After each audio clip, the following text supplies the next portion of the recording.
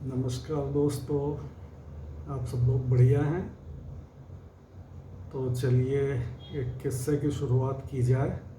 मैंने सोचा पहले कि ऑडियो रिकॉर्डिंग करूं, फिर मुझे लगा यार देख के बात करने में जो मज़ा है वो ऑडियो में नहीं।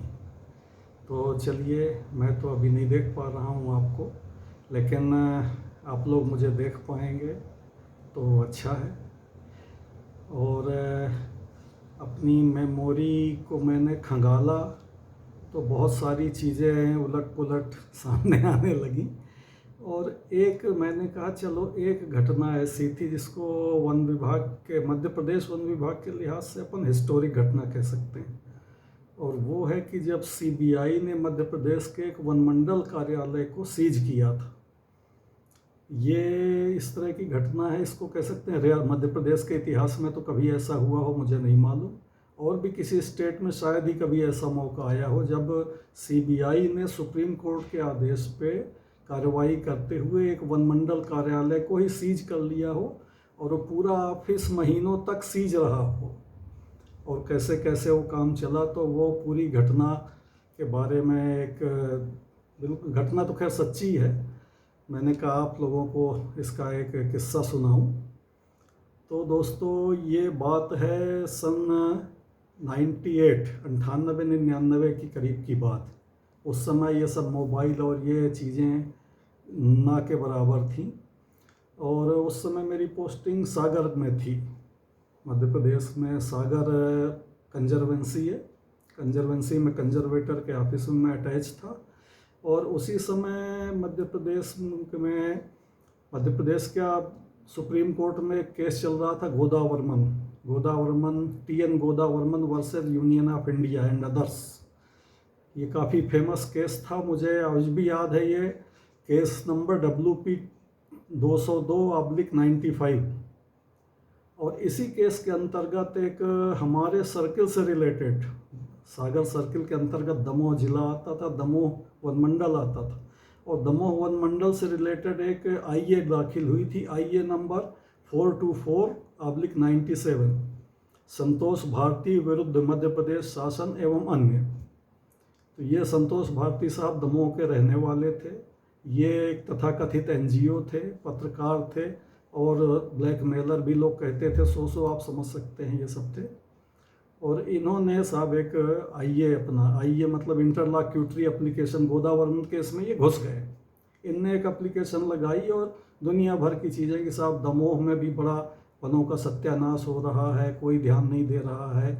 इनिशियली इनने कलेक्टर को पार्टी बनाया था, फिर धीरे धीरे वो इनकी दिशा घूम के वन विभाग की तरफ हो गई और वन विभाग उसमें मेन इनका अपोनेंट, मेन विलेन बन गया। एक खास बात और थी कि दमोह से ही उस समय जो निर्वाचित विधायक थे वो हमारे वन मंत्री थे, रत्नेश सालोमन जी, जो आज तो हमारे बीच में नहीं है। कांग्रेस की एक सरकार थी, वो उस समय वन मंत्री थे। तो साहब ये सिलसिला चल रहा था, ये उसने एप्लीकेशन लगाई तो संतोष भारती जी आए दिन एक एप्लीकेशन वहाँ लगा देते थे और वन विभाग जो है अपने डॉक्यूमेंट और ये सब देख दाख के और अपने सरकारी वकीलों के चक्कर लगा के उनके जवाब दाखिल किया करता था। तो साहब ऐसे ही एक पेशी की तारीख आई अगस्त महीने की, मेरा ख्याल है 18 तारीख की शायद सुप्रीम कोर्ट की पेशी थी। और जो ताज़ा तरीन एप्लीकेशन संतोष भारती जी ने लगाई थी उसका जवाब बना के पेश किया जाना था। तो वो जवाब के लिए जानकारियां इकट्ठा करने का काम हम लोग कर रहे थे कंजर्वेटर की तरफ से। और ये हुआ कि 15 अगस्त की सुबह ध्वजारोहण वगैरह जब कंजर्वेटर ऑफिस में हो गया, सब ने बैठ के साथ में बढ़िया चाय नाश्ता कर लिया, तो कंजर्वेटर साहब ने फिर DFO से बात करी दमोह की और ये कहा कि हम लोगों को निर्देश दिया कि आप गाड़ी लेके चले जाओ। सागर से दमोह करीब 70-75 किलोमीटर है। तो ये हुआ कि आप जिप्सी लेके, मिश्रा जी आप और एक आध बाबू ये सब लेके चले जाओ, जो ज़रा उनका रिकॉर्ड छटवा के रिलेवेंट जानकारी कलेक्ट करने में और एक ड्राफ्ट हो सके तो बनाने में साथ रह के मदद करो, शाम तक जितना हो जाए, लेकिन रात में आप लौट आना। मैंने कहा ठीक है सर, चले जाते हैं, कोई दिक्कत नहीं। तो साहब हम लोग जो है अपने लाव लश्कर लेके और जिप्सी लेके और निकले, लेकिन दुर्भाग्य से हम जा नहीं पाए। बीच रास्ते में बरसात का समय था, एक नाला चढ़ा हुआ था बहुत जम के, नाले के किनारे जाके जिप्सी खड़ी हो गई और 10-15 मिनट वहाँ नाले का बहाव देखते के बाद ये हुआ कि ये तो जाना संभव ही नहीं है, वापस लौट के आ गए। कंजर्वेटर साहब को बता दिया। उनने फिर डीएफओ को ही वहाँ निर्देश दिए फ़ोन पे जो भी है कि आप इस तरह से आपने बाबुओं को बुला के और जानकारियाँ सब निकलवाइए, इकट्ठी करिए और फिर देखते हैं। यहाँ तो ये हो गया साहब। लेकिन उधर दमोह में क्या हुआ कि जब डीएफओ साहब ने, वहाँ भी ध्वजारोहण हो गया डिवीज़न ऑफिस में, और जब डीएफओ साहब ने उसके बाद बाबुओं को बुलवाया और खुद भी बैठे और कागज़ पत्तर फाइलें निकलवा के जानकारियाँ कंपाइल करनी शुरू करी। इसी बीच में क्या हुआ कि जो कुछ भेदिए थे संतोष भारती के, भेदिए कौन, जो हमारे यहाँ के चौकीदार, डेली वेजेस के वर्कर, इन्हीं में से रहते हैं। तो ये किसी ने संतोष भारती को बता दिया कि वो सुप्रीम कोर्ट की पेशी के लिए सब निकाल के साहब लोग बैठे हैं कागज़ पत्तर, और पता नहीं क्या क्या उसमें गुंताड़ा कर रहे हैं, पता नहीं बहुत बड़ी हेरा फेरी हो रही है।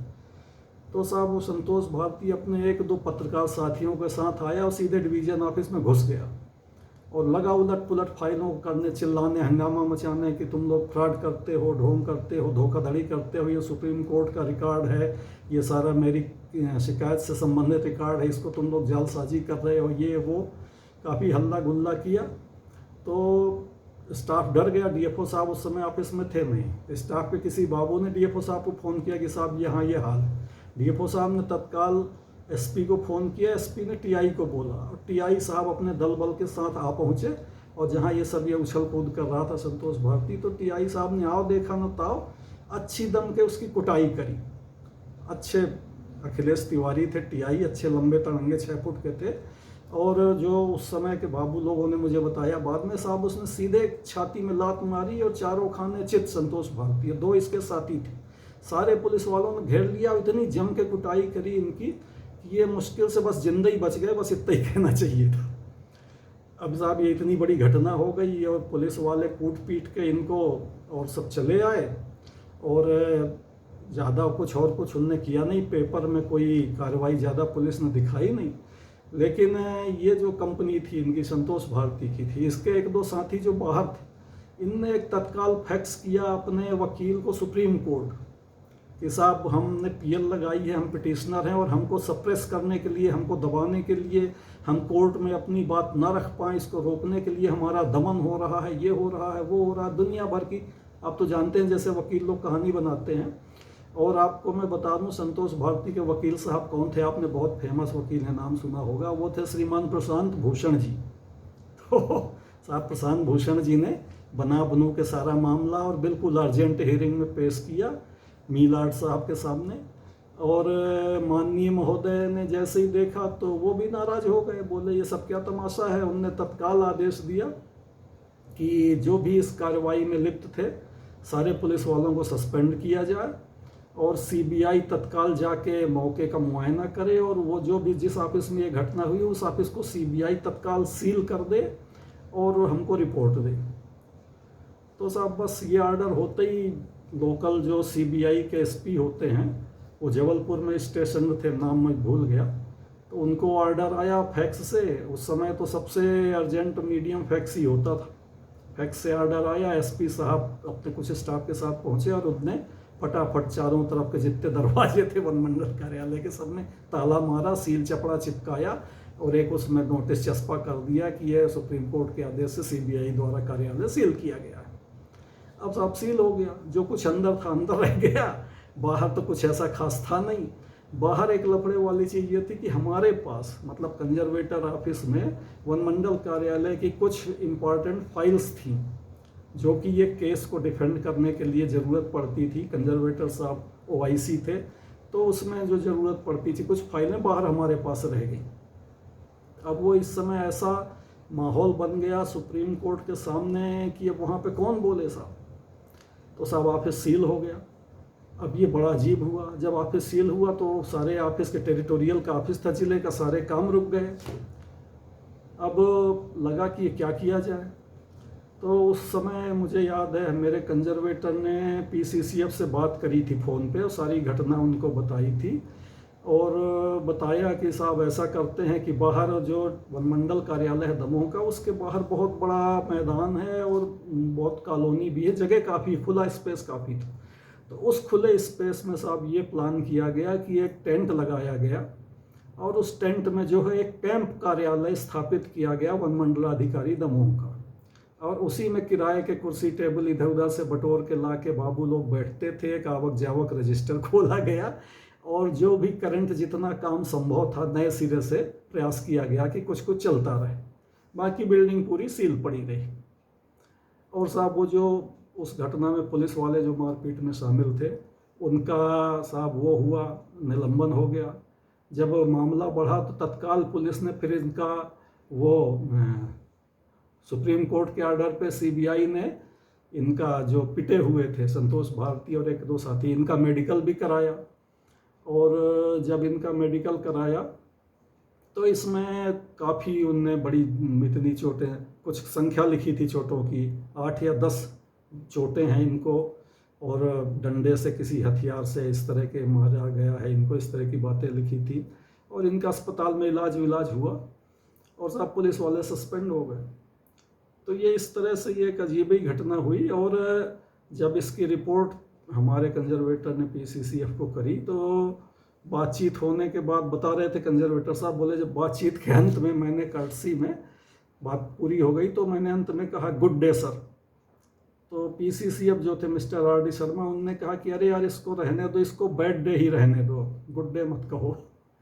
तो इस तरह से हुआ ये सिलसिला साहब। कुछ एक महीने चला, 2-3 महीने ये मामला चलता रहा।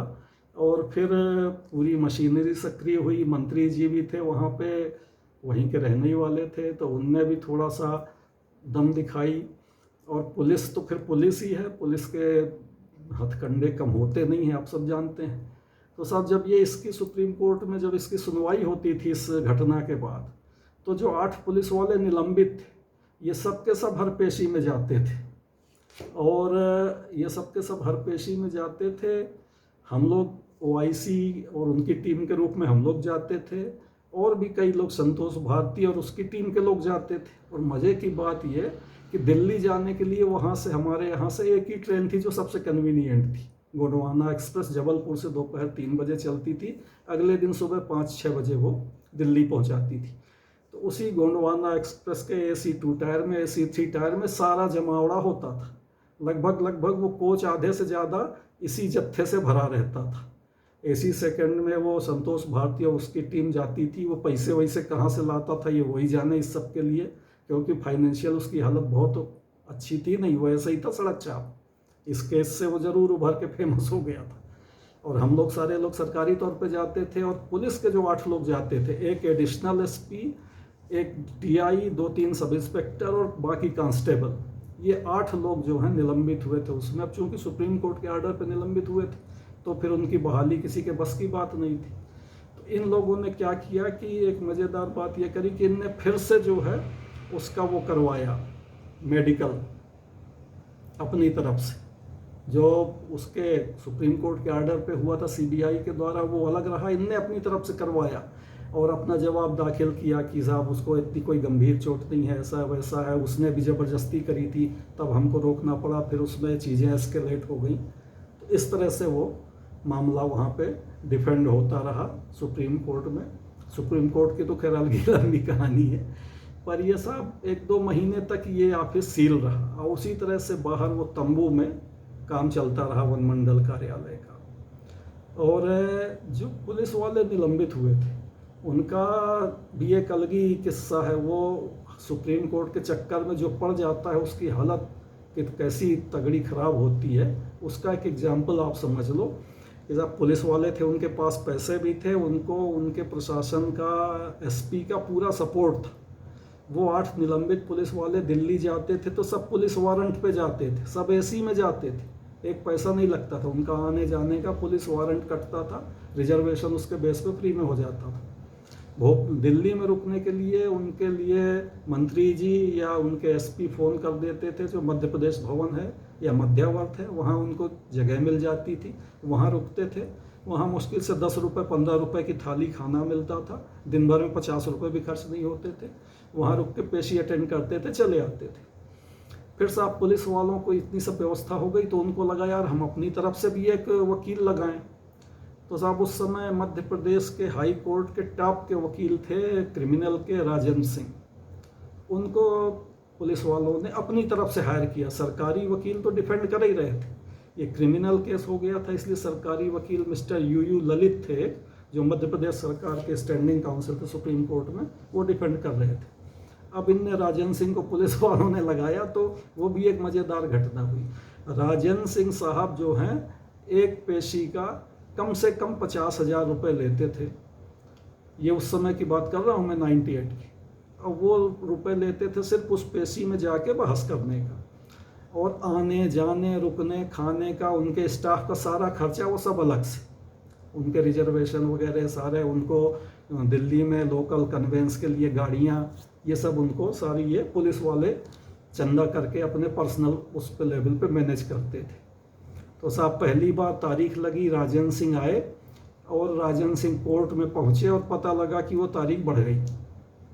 तो वहाँ का कोर्ट का ये सिस्टम है, आप लोग शायद कई लोग जानते भी होंगे, कि अगर वकील साहब कोर्ट आ गए और कोर्ट में तारीख बढ़ भी गई तो वकील साहब की फीस आपको देनी पड़ेगी, क्योंकि उनने मेहनत कर ली है, तैयारी कर ली है। अब वो बहस हो नहीं पाई किसी कारण से, तो इसमें वकील की गलती नहीं है, उसको मेहनत का पैसा मिलना चाहिए।